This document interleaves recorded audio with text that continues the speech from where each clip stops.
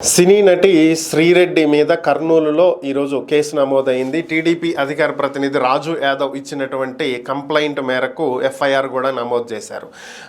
AP ముఖ్యమంత్రి చంద్రబాబు నాయుడు, అలాగే ఉప ముఖ్యమంత్రి పవన్ కళ్యాణ్, అలానే home minister Vangalapudi Anitha, IT శాఖ మంత్రి లోకేష్ మీద అనుచితమైనటువంటి వ్యాఖ్యలు చేస్తున్నారని, నోటికి ఇష్టం వచ్చినట్లు మాట్లాడుతున్నారని, వారి కుటుంబ సభ్యులను కూడా దుర్భాషలాడుతున్నారు అని చెప్పి వెంటనే ఈమె మీద చర్యలు తీసుకోవాలి, లేదంటే ప్రజలలో చాలా వరకు ఈ నాయకుల మీద ఉన్నటువంటి విలువ పోతుంది, వారి పరువు పోతుంది. ఇలా ఇష్టానుసారం వ్యాఖ్యలు చేస్తున్నటువంటి వాళ్ళ మీద సోషల్ మీడియాలో, అలాగే ఆమెకు సంబంధించినటువంటి యూట్యూబ్ ఛానల్లో, ఇతర సామాజిక మాధ్యమాల్లో ఆమె చేస్తున్నటువంటి ఈ వ్యాఖ్యలను తీవ్రంగా ఖండిస్తున్నామని, వీటి మీద వెంటనే చర్యలు తీసుకోవాలి అని చెప్పి ఆయన ఇచ్చినటువంటి ఫిర్యాదు మేరకు కేసు నమోదు చేయడం జరిగింది.